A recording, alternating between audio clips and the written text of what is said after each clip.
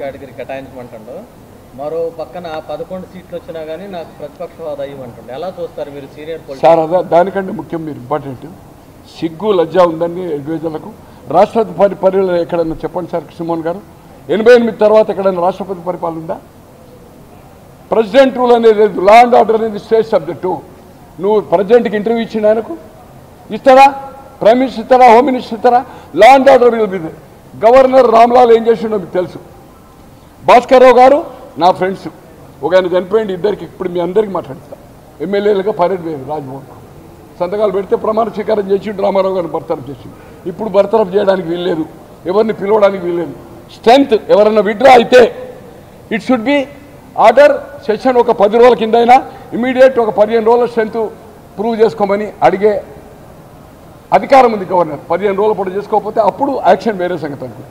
ఆ strength prove అయినాక హౌజే decide చేయాలి, నాట్ గవర్నర్, నాట్ రాజ్భవన్ అనేది. 88లో బొంబాయి కేసులో హెగ్డే గారు ఫోన్ ట్యాపింగ్లో దిగిపోయిన తర్వాత బొంబాయి కేసులో వచ్చాయి.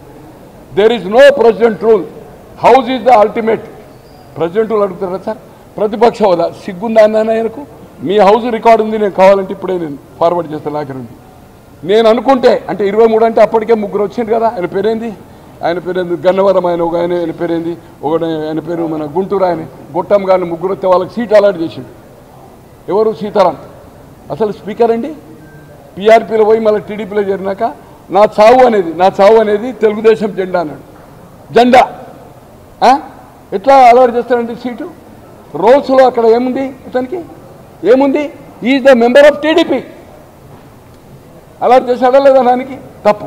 ఈరోజు 26 సీట్లు వచ్చింది, ప్రతిపక్ష హోదా ఇచ్చినాను. నెదురువల్లి పి జనార్దన్ రెడ్డి గారికి ఇవ్వలే.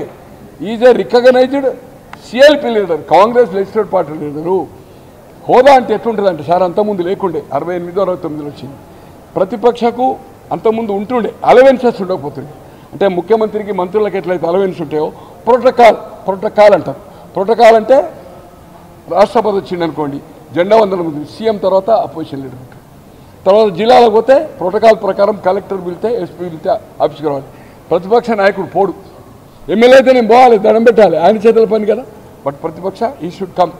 ఈరోజు క్యాబినెట్, యూనియన్ క్యాబినెట్ మినిస్టర్ అయితే సీఎం అయినా he should go the receive airport or guest house ఉంటే కలవాలి. కానీ నువ్వు నా ఇంటికి రా, తిండికి రమ్మనొచ్చు, డిస్కస్ చేద్దామని సీఎం కూడా పిలవడానికి వీలేదు. యూనియన్ క్యాబినెట్ మినిస్టర్, కేంద్ర క్యాబినెట్ మినిస్టర్ మోర్ దాన్ ఏ సీఎం ప్రోటోకాల్.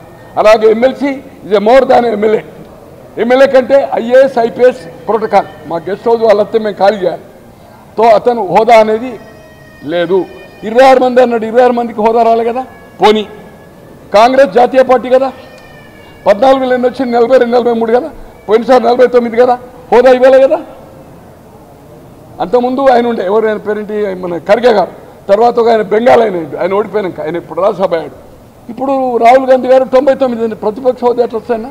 మీకు ఫస్ట్లో ఢిల్లీ పోకముందు ఏమడిగాడు? రాష్ట్రపతి పరిపాలన అలా అంటారని. సిగ్గు లేదు. ఎవరు అడ్వైజర్లు? బుర్రలే ఉన్నాయి? అసలు చదువుకున్నారా లేరా?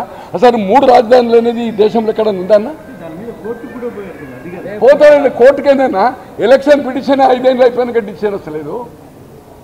ఎప్పుడు కావాలి సార్ కోర్టు ఎందుకు ఇస్తారు సార్? స్పీకర్ పరిధిని కోర్టు డిక్టేట్ చేయలేదు. ఇప్పుడు ఎవరైతే వీళ్ళు పోతుండ్రు కదా డిఫెక్షన్ మీద సజెషన్ ఇస్తుంది కోర్టు. త్రిపుర, మహారాష్ట్ర ఏమైంది సార్? 2/3 విడ్రా అవుతుంది కదా, రికగ్నేషన్ వచ్చింది కదా. కర్ణాటకలో కాంగ్రెస్కు విడ్రా అయ్యి రాజీనామా ఇచ్చింది కదా, బీజేపీ అయింది కదా. అక్కడ మన సింధియా గ్రూప్ అక్కడ చేసింది కదా. 3 ప్లేసెస్లో అయింది. ఇక్కడనేమో BJP and Shiv Sena breakup and NCP 2/3. కానీ ఏది ఏమైనా ఈ ఆయారాం గయారాములు పోవాలంటే speaker should be dispose within certain period అనేది ఒక చట్టం తేవాలి. మీ ద్వారా నేను వారికి చెప్పలే అనుకోండి, నెక్స్ట్ చెప్తా. చంద్రబాబు గారికి ఇవాళ సే ఉంది. 96లో రోల్ ప్లే చేశాడు, 89లో నేషనల్ ఫ్రంట్కు రామారావు గారు చేశాడు. ఒకటి పెట్టి ఈ చట్టంలో పగడ్బందీ చట్టం తేవాలి. ఎవరైనా క్రాస్ అయినప్పుడు speaker dispose 3 months 2 months dispose చేయాలి. డిస్పోజ్ చేసినాక కోర్టు కెన్ ఇంటర్ఫేర్ అయ్యే వరకు కోర్టు డైరెక్షన్ ఇవ్వలేదు. ఈరోజు వాళ్ళు సుప్రీంకోర్టు అంటున్నారు. సుప్రీంకోర్టు ఏమిస్తుంది? 3 నెలల డిసిషన్ తీసుకోమంటారు. తీసుకోడు. ఏం చేస్తాడు? కోర్టు స్పీకర్ను కోర్టు పిలిచారా? పిలవడానికి వీల్లేదు. ఇది చట్టం. అది సపరేట్ డిబేట్ చేద్దాము విత్ విద్యలతో అడగండి. It is not easy. వితండవాదము. ఇవాళ 36-32 మంది చచ్చిపోయింది అంటాను కదా, చూపు పేర్లు ఇవ్వాయా? ఈ పేర్లు ఎవరు చచ్చిపోయిన చంపిన వాళ్ళు ఎవరు, ఎఫ్ఐఆర్ అయిందా, లేకపోతే అక్కడ ఉండే ఎస్ఐసిఐలు నీకు అన్యాయం చేసిండ్రా? కమాన్, ప్రదర్శన చేయి టీవీ ముందు, నేషనల్ టీవీ ముందా, లేకపోతే ఇక్కడ లోకల్ అయితే ఆయన మాట్లాడు కదా. ఆయన జీవితంలో మొదటిసారి కదా సార్, ఏది మొన్న ఢిల్లీలో మాట్లాడింది అంతే కదా. ఎప్పుడైనా మాట్లాడినా మీకు 5 ఏళ్ళలో కలిసాడు ఎవరికన్నా? ఇంకోటి పిరికివాడు, ఇది వెరీ ఇంపార్టెంట్ సార్. ఆయన బెయిల్ ఎట్లా దొరికిందో దొరకదు తెలుసు కదా మీకు. భారతి గారు బ్రదర్ అనిల్ పోయింది. మేము సెక్యులరు మీ యూపీఏ ప్రభుత్వం చేస్తామంటే వాళ్ళు బెయిల్ దొరికినాక ఇంటర్వ్యూ ఇచ్చింది కదా మీకు, పాస్ ఆన్ చేయననుకో. నేను సెక్యులరు చెప్పినా లేదా? ఐ విల్ సెక్యులర్ అన్నాడు, యూపీఏకి సపోర్ట్ అండి. ఆయనకి ఏం చేసిండు sir?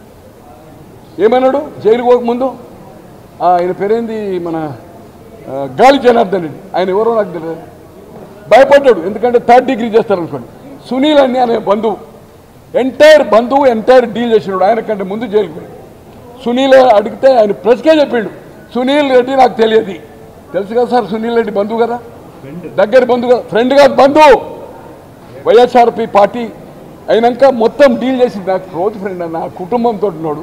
Is a very close relative. అతన్ని తెలియదు అన్నాడు. అంటే పిరికడు కాకపోతుంది అంటే నీ సిబిఐ తెలిసినదంటే నిన్నేమన్నా కాళ్ళకు చేయలకేసి ముసలం పెడతారా? ఆంధ్రలో మా దగ్గర ముసలం పెట్టి కొడతారు, ఇక్కడ కుమ్మరి పువ్వు వేస్తుంటారు. ఏడ ఈ బొడ్డులో అటు 2 కాళ్ళు కట్టేసి. మీరు అడగండి ఎవరన్నా పోలీసు వారికి కాదు కుమ్మరి. నేను చెప్తాను నిజం చెప్పేవాడు దొంగలు. ఇప్పుడు అది పోయిందనుకోండి, ఆ సిస్టమ్ పోయింది. అక్కడ ముసలం లేదు, ఇక్కడ కుమ్మరి లేదు. అందుకోసం జగన్ ఏదైతుందో పిరికివాడు, దుర్మార్గుడు, అతని బంధువులు తెలియదన్నాడు. గాలి జనార్దన్ రెడ్డికి కొన్ని 100 మందిని జాబ్ ఇప్పించాడు. అక్కడ స్టీల్ ఫ్యాక్టరీ ఫౌండేషన్ ఇచ్చాడు ఆయన ఉన్నప్పుడే కదా. ఒక బస్సు బిల్డప్ చేసి ఇచ్చాడు. గాలి జనార్దన్ రెడ్డి తెలియదు ఎట్లా అంటారా? పిరికోడు కాకపోతే ఏంది ఆయన?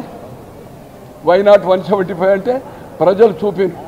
ఇవాళ నువ్వు తైలాలు ఇచ్చినాయి, ఇవాళ 11-12 లక్షల కోట్లు అప్పు చేసిపోయారు. అక్కడ మా నైజాం నవాబు ఆయన బిల్లు పెట్టినప్పుడు ఉండడు. ఆయన లేబర్ మినిస్టర్ ఉంటే క్వశ్చన్ పోడు, డిప్యూటీ స్పీకర్ ఉంటే కూసోడు. ఇద్దరు ఏదైతుందో, ఒకరు శిశుపాలుడు, ఒకరు రావణాసుడు, ఇద్దరి వల్ల జరిగిందని ఆ మాట చెప్పాను. అది మొన్ననే చెప్పాను. ఏది అక్కడ మన ఆఫీస్లో సార్ రాక్షస సభ జరిగింది, నేను జస్ట్ థ్యాంక్స్ చెప్పడానికి వచ్చిన. అంటే మనం ఆఫీసులో కలవచ్చు కదా అని వారు అడిగారు, కానీ నేను అపాయింట్మెంట్ వెళ్ళి నాకు పని కూడా లేదు. అనుకోకుంటే ఈ సబ్జెక్టు లోకేష్ గారితో మాట్లాడి తనతో మాట్లాడాను. లోకేష్ గారు కూడా నాకు ఏదైతుందో ఆయన అవుట్ ఆఫ్ ఉండే ఆఫ్టర్ సెషన్ అన్నారు. నేను అనుకుంటే నిన్న వచ్చేది ఇప్పుడు కూడా టచ్ చేస్తాను, లేకపోతే ఈరోజు ఇవ్వకపోతే మళ్ళీ ఒక 5-6 రోజులకు వస్తాను. ఆ విషయాలు కూడా కొన్ని మీతో షేర్ చేసి ప్రజల కోసం. నాకేం పబ్లిసిటీ అవసరం లేదు, నాకేం లేదు, సన్యాసుల మఠం.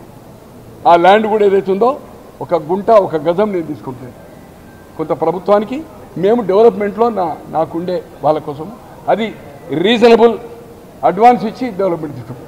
పక్కా మీకు ఇప్పుడే నేను ఫార్వర్డ్ చేస్తా.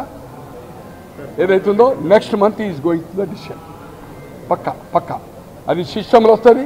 సిస్టంలో వచ్చినాక మేము వచ్చి 5 ఎకరాలు ఇక్కడ ఏదైతుందో జీపీ, నేను వచ్చి ఏదైతుందో మీ ప్రెస్ ముందు మీరు ఎన్నెన్న ప్రశ్నలు అడగండి అఫీషియల్. అండ్ అక్కడ పొజిషన్ పోయినాక అక్కడ 10 ఎకరాల ప్రభుత్వానికి ఆయన ఇప్పుడు రేపు డలాస్లో చెప్తున్నాడు, ఎవడైతే జీపీ ఉన్నాడో అతను. నేను అతని తరఫున ఇక్కడ చెప్పాను, కానీ అఫీషియల్గా మేము అవుతుందో అతన్ని తీసుకొచ్చే ఇవ్వడానికి సిద్ధంగా ఉన్నాము for government. Okay, anything doubt? Right sir.